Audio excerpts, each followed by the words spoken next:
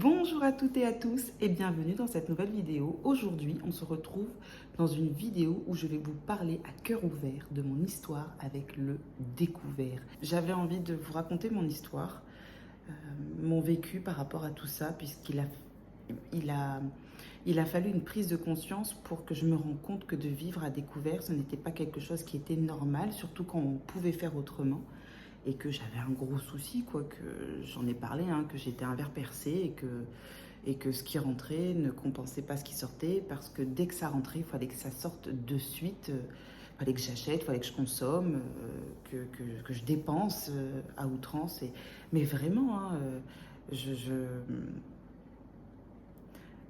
aujourd'hui, je ne suis plus la même personne. C'est dingue. Je ne sais pas si c'est momentané, je ne sais pas si ça va durer.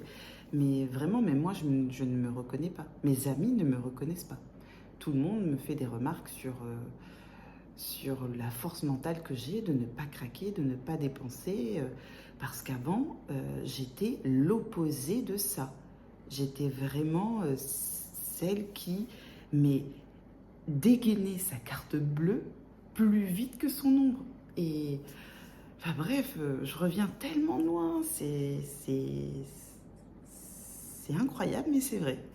Et du coup, voilà, j'ai eu envie de vous parler de mon histoire avec le découvert et comment en fait avant je fonctionnais pour que vous ayez euh, l'intégralité de l'histoire, quoi, que vous vous dites ah ouais, la meuf elle est bien de là quand même. Vous allez vous dire non mais si elle dépensait comme ça et qu'aujourd'hui, elle gère son budget de manière aussi carrée et qu'elle arrive à épargner, à mettre des sous de côté, à ne pas être à découvert, non mais si elle y est arrivée avec son histoire, c'est qu'on peut tous y arriver, c'est pas, c'est pas possible. Euh, la meuf, elle avait un grain, quoi, elle était vraiment malade. Elle avait une addiction à la dépense, une addiction à la consommation. Mais ouais, non, mais c'est vrai. Je vais pas vous mentir, c'est vrai. J'étais comme ça. Avant de commencer, j'avais envie de vous dire que si vous le souhaitez, vous pouvez me suivre sur Instagram. Mon compte Instagram a exactement le même nom de ma chaîne qui est Emily Fantasy. N'hésitez pas à me suivre sur Instagram. Je mets le lien dans la barre d'infos, je crois, mais je me dis, si vous êtes comme moi, je vais pas souvent fouiller dans les barres d'infos, sauf si c'est pour avoir un lien, parce qu'il y a un truc qui m'intéressait. Voilà. Mais à part ça, sinon, je regarde rarement les barres d'infos, donc je vous le dis, vous pouvez me suivre sur Instagram, Emily Fantasy. Donc, petit récapitulatif. Je m'appelle Emily, j'ai 37 ans, j'habite à l'île de la Réunion, je vis avec mon homme et mes deux enfants. J'ai une petite fille donc de 6 ans et un petit garçon qui a tout juste 12 mois. Je suis salariée, j'ai également un statut d'auto-entrepreneur et je suis, ou j'étais plutôt tout le temps à découvert. Ça fait un peu alcoolique anonyme là, mais bon, bref, c'est quand même une pathologie, hein, vraiment, le découvert, la manière dont je le vivais, c'était pas normal. Donc aujourd'hui, je suis guérie de ça, en tout cas, j'espère que c'est définitif parce que vraiment, je, j'étais, j'étais la pire gestionnaire de budget familial. On commence par le début. Quand j'ai obtenu mon bac, je suis directement partie faire mes études en métropole. Et quand j'étais étudiante, comment je gagnais ma vie? Eh ben, c'est mes parents qui, tous les mois, me versaient un revenu, hein, donc me donnaient des sous en fait pour vivre. Et j'avais énormément de chance puisque c'était une somme quand même qui était très confortable. Et à côté de ça, mes parents prenaient en charge mon loyer. Moi, la somme qui me versait, me permettait de payer mes factures et ma bouffe et mes sorties, mes loisirs, etc. Quand est-ce que la catastrophe financière a commencé à apparaître dans ma vie de jeune femme? Eh ben, dès lors où j'ai eu une carte bleue dans les mains. Donc en fait, c'est apparu tout de suite. Et je faisais mais n'importe quoi. Je vivais mais avec légèreté. Je savais que si j'avais la moindre difficulté, mes parents derrière, ils remettaient des sous sur le compte. Et, et je pense que comme j'étais loin, ils osaient pas trop me faire la morale. Alors si, ils me disaient, mais Émilie, arrête de dépenser, calme-toi, t'es tout le temps en découvert, tu nous appelles quasiment tous les mois pour mettre des sous sur ton compte, c'est pas normal, il faut que tu gères mieux ton budget, etc. Je ne me rendais pas compte du tout de cette de cette manière de gérer qui était malsaine. Et, et je me dis, c'est dingue parce que avant, on m'a jamais sensibilisé à la gestion de budget. On m'a directement donné un compte en banque avec une carte bleue et puis une sorte de revenu qui tombait tous les mois. Et en fait, comme je suis passée de chez papa-maman à on me donne un compte où j'ai même pas à bosser, enfin si, je devais bosser, mais bosser pour mes études, mais j'avais pas cette valeur du travail, quoi. Et de toute façon, vous allez voir que ça ne changera rien, parce que même après, en ayant la valeur du travail, en allant bosser, en allant suer, j'étais quand même à découvert et je dépensais quand même à outrance. Donc, je sais même pas si le problème il venait de là. Euh, j'ai jamais été pourri gâtée quand j'étais petite. Je me rends compte que moi, ma fille, elle est pourri gâtée. Mes enfants, je leur achète tout. Moi, je manquais de rien, mais ce que mes enfants, ils ont aujourd'hui, j'avais même pas la moitié de ce qu'ils avaient. Donc, j'ai pas ce sentiment d'avoir eu des parents qui dépensaient et qui nous disaient oui à tout, que ce soit à moi ou mon frère. Enfin, pas du tout. Au contraire, ils nous disaient non, il faut le mériter, il faut travailler à l'école, ou tu attendras ton anniversaire, ou tu attendras Noël. Vraiment, je, je ne pense pas avoir été conditionnée par mon cadre familial. J'avais plutôt l'impression d'avoir des parents qui comptaient, qui faisaient attention, qui épargnaient pour pouvoir avoir des projets, etc. Je ne pense pas que c'est ça qu'on m'ait inculqué, mais malgré tout, c'est comme ça que moi, j'ai géré mon budget à l'âge de 18 ans. Ensuite, j'ai toujours été étudiante, mais je travaillais à côté. Donc, j'étais en contrat de professionnalisation, c'est-à-dire que je travaillais et j'avais mes études à côté. Donc, ça, c'était pour mon bac plus 3, pour ma licence. Et du coup, j'étais encore à découvert. J'avais comme salaire le SMIC à l'époque euh, et j'étais encore à découvert. Ensuite, j'ai arrêté mes études. Non, j'ai arrêté de travailler pour continuer mes études, mais là, je n'étais plus en contrat de professionnalisation. Je suis repartie en cursus universitaire normal, on va dire. Donc, pour mon master 1 et mon master 2, j'ai été intégralement étudiante.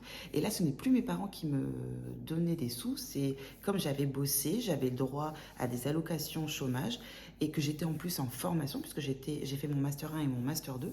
Ce sont les allocations chômage, mais sauf que ça s'appelait pas allocation chômage, je sais plus comment ça s'appelait, bref. Mais j'avais mon revenu tous les mois qui était versé par Pôle emploi parce qu'ils me payaient pour être en formation.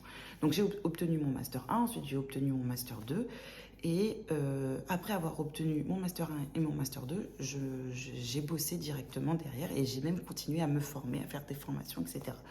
Bref, mais il faut savoir que pendant toutes ces années, j'arrive plus à parler, que j'ai été étudiante, que j'ai été étudiante salariée, que j'ai été de nouveau étudiante, mais avec un revenu Pôle emploi, et ben toutes ces années-là, je ne cumulais que du découvert. C'était comme ça tous les mois. C'était comme ça tout le temps. Ensuite, lorsque j'ai eu... je suis rentrée à La Réunion, donc j'ai vécu plusieurs années en métropole, dans plusieurs régions de France. J'ai fait Albi, Toulouse, Montpellier et Tours. Lorsqu'on est revenu s'installer à La Réunion avec mon chéri,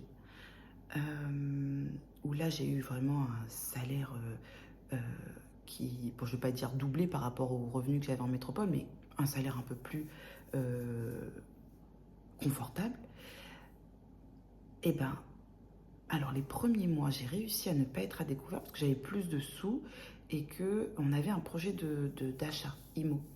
Et du coup, comme on avait plus de sous, projet d'achat IMO, que j'essayais de faire un petit peu attention, il n'y avait pas de découvert au début. Et puis je suis tombée enceinte, et puis j'ai eu ma fille, et là ça a recommencé. C'est-à-dire qu'il y a eu de nouveau découvert, achat compulsif. Il fallait que ma fille elle ait tout, que j'achète tout pour elle. Mais vraiment, franchement, aujourd'hui, je fais plus du tout la même erreur avec mon fils. Mais alors avec ma fille, oh, c'est grave ce que je faisais. Elle n'avait rien demandé et j'achetais. Elle n'en avait pas besoin et j'achetais. Vraiment, mais c'était du n'importe quoi en fait. Et un jour, en fait, j'ai eu une prise de conscience. Bon, malgré le fait qu'il y avait toujours eu par la suite du découvert, mais ne serait-ce que pour mon enfant, il y a 3 4 ans de cela, il y a 3 ans, il y a 3 ans de cela, j'ai eu une prise de conscience et je me suis dit, ma fille, je suis en train de la conditionner à être une future moi. C'est-à-dire à être, à vouloir acheter, à vouloir consommer, à vouloir posséder. Et aujourd'hui, je peux vous assurer que ma fille, si je la laisse faire, elle est, elle est là-dedans. Euh, Elle le fait moins. Et des fois, elle me dit, quand on est au supermarché, elle va me dire, maman, je vais te demander de m'acheter ça, mais je sais que tu vas me dire non. Et du coup, oui, je lui dis effectivement, non, t'en as pas besoin, on n'a pas prévu. Et ça, depuis voilà, quelques années, je le mets en place avec elle et je suis contente parce que je veux la déconditionner, puisque déjà, à peine à la hauteur de ses 3 ans, elle était déjà dans cet engrenage, la pauvre, mais c'était de ma faute, quoi.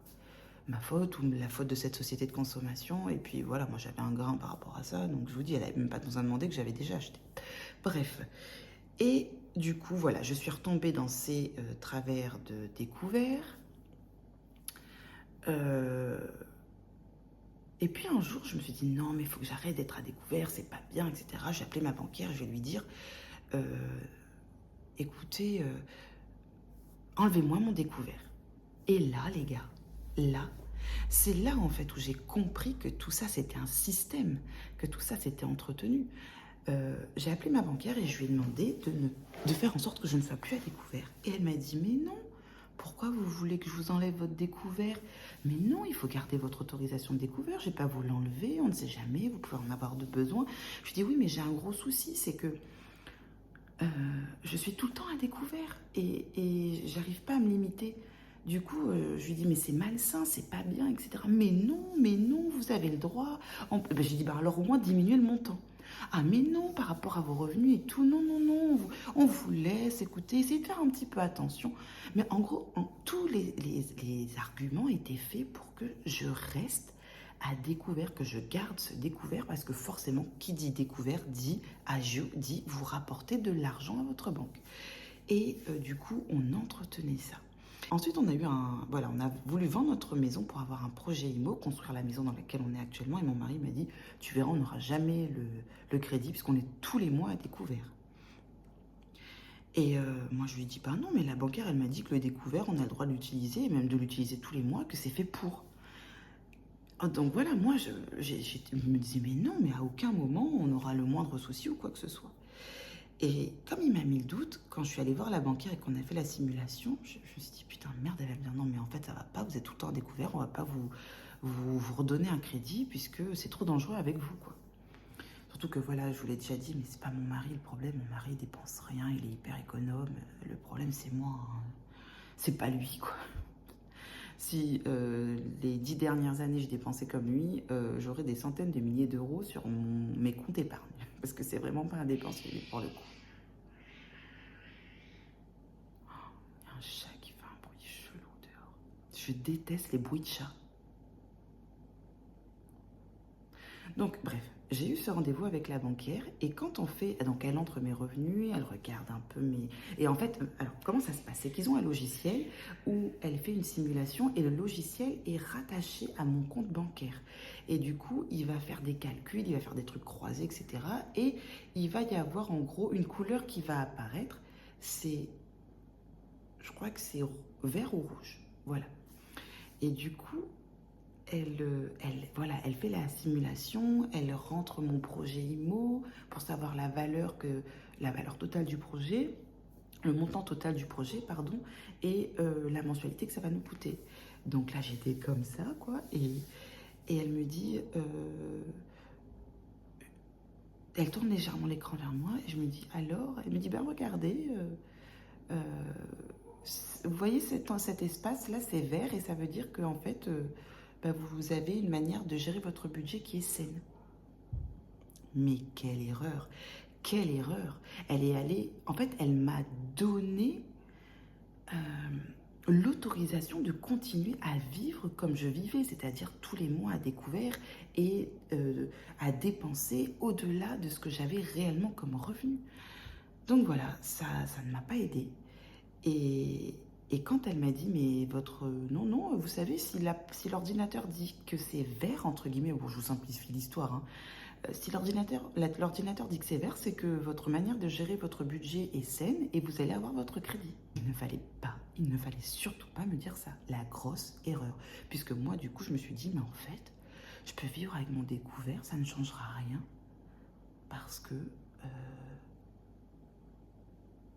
la banquière me dit, vas-y cocotte, fonce. Ça a entretenu chez moi cette déculpabilisation, cette déculpabilité, c'est un peu plus français.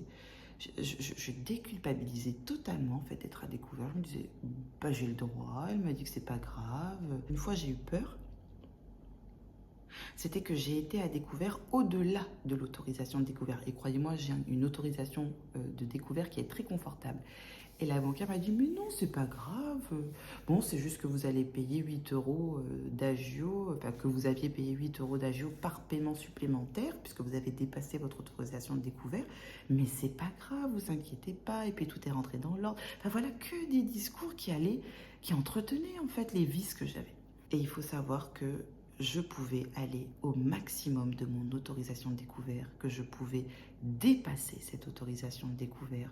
Donc pas souvent, ça c'est pas arrivé souvent, mais pour les 2 ou 3 fois où c'est arrivé, pour moi c'était 2 ou 3 fois de trop. Je me dis c'était grave en fait. Déjà d'être à découvert tous les mois c'était grave, parce que normalement si je gérais, je ne devais pas être à découvert. Il y a des gens qui sont à découvert, mais vraiment parce qu'ils n'ont pas le choix, et ils sont à découvert parce qu'ils ont besoin de bouffer. Moi, je n'étais pas à découvert parce que j'avais besoin de me nourrir, j'étais à découvert parce que je dépensais sans cesse et que je déculpabilisais de taper dans mon découvert parce qu'on m'avait dit tu as le droit, c'est fait pour, profite, fais-le, kiffe ta vie, dépense. Enfin, vraiment, c'était ça quoi. Et aujourd'hui, malgré le fait qu'on est perdu en revenus, quand je vois que depuis bientôt 4 mois, je ne suis plus à découvert, que j'arrive à mettre des sous de côté, que je respecte mes budgets, que j'ai pris conscience surtout. En fait, il y a eu une conscientisation de ma manière de consommer et je ne me rendais pas compte que j'achetais pour compenser. J'achetais parce que peut-être je m'ennuyais, j'achetais parce que j'étais peut-être dans ces habitudes-là. Pour moi, c'était normal, ça faisait partie de mon quotidien, faire du shopping. J'en avais pas besoin, mais j'achetais quand même. J'avais un cerveau qui était lobotomisé. Je ne me rendais pas du tout compte je me rendais pas du tout compte du fait que c'était malsain ce que j'étais en train de faire, que j'envoyais le mauvais message à mes enfants. Et du coup, je suis très contente aujourd'hui de voir les choses différemment. Je suis très fière de moi par rapport à la consommation parce que je me rends compte que je produis à ma petite échelle, puisque voilà, on est des milliards sur Terre, mais il y a moins de déchets à la maison, les poubelles sont moins pleines rapidement. Bah oui, quand vous n'arrivez pas avec des sacs et des sacs de shopping, bah forcément, les poubelles, elles se remplissent moins vite. C'est con, mais c'est des trucs, enfin, je me rends compte à quel point aujourd'hui, mais... Et en plus, alors je me rends compte à quel point, je finis ma phrase, je me rends compte à quel point aujourd'hui vraiment le fait de consommer génère énormément de pollution, puisque beaucoup de déchets du coup. Et je me rends compte à quel point aujourd'hui, mais je n'ai pas besoin de tout ça, puisque ça fait 4 mois que je n'achète plus, et ça ne me manque pas. Là, ce qui me manque vraiment, c'est que j'aimerais avoir de l'argent pour finir les travaux de ma maison. Vraiment, ça c'est quelque chose que j'aimerais. Mais après, m'acheter des fringues, m'acheter un sac à main, m'acheter des lunettes de solaire, m'acheter un chapeau, des bijoux, des chaussures, acheter des jouets à mes enfants, acheter de la vaisselle, acheter de la déco. Mais je m'en fous royal, quoi. Vraiment, je m'en fous royal. D'aller au resto, franchement, quand vous avez un bébé, d'aller au resto, c'est plus un cauchemar qu'un plaisir. J'ai envie de vous dire, quand mon fils sera plus grand et qui kiffera et qui tiendra en place, ça sera de nouveau génial et je serai de nouveau heureuse de partager ce moment avec ma famille. Mais là, je le vivrai comme un cauchemar, comme j'appréhenderai du début jusqu'à la fin le repas. Et comme je l'ai vécu déjà avec ma fille, où on s'empressait de manger, voire on ne finissait même pas ce qu'on avait dans nos assiettes et on se barrait, on partait payer, on se barrait. Non, non, j'apprécierais même pas ça. Donc à la limite, les restos et tout ça, ça me manque pas. Bon, les fast-food, je vous dis pas que ça ne me manque pas, hein, vraiment. Non, je tiendrai pendant 1 an, pas de fast-food. Mais c'est par rapport au restaurant, je me dis autant les restos, je sais que ça va être galère avec mon fils, on va pas apprécier le moment, mais le fast-food, bah, des fois, de mal bouffer, ça fait du bien, quoi. Mais ça coûte un bras, donc voilà, pour l'instant, on n'a pas les sous pour ça. Et dites-vous bien que si je compare la période de février 2021 à mai 2021, à la même période en 2022, donc février à mai 2022, il faut savoir que nous avons perdu 6 000 euros de revenus, sans compter que j'ai eu dans cette période 1 000 euros de découvert au total sur les 4 mois. Donc ce qui fait en gros 7 000 euros en moins. Et il faut savoir que malgré ces 7 000 euros en moins, j'ai réussi à épargner quasiment la même somme. C'est dingue. Non, mais vous ne trouvez pas que c'est dingue? C'est-à-dire que cette somme-là que j'avais en plus dans mon budget avant et qui me permettait de dépenser, en plus j'étais en pleine construction, donc ça me permettait de voilà d'acheter des belles choses, etc., de pouvoir mettre des choses, des aménagements à mon goût, de faire de ma maison ce qu'elle est aujourd'hui. Moi j'adore ma maison, je la trouve magnifique. Et aujourd'hui je me dis que cette somme qu'on a perdue en revenus, cette somme, j'ai réussi à l'épargner, donc j'ai l'équivalent en épargne, et je ne suis pas à découvert depuis 4 mois, donc sur cette même période.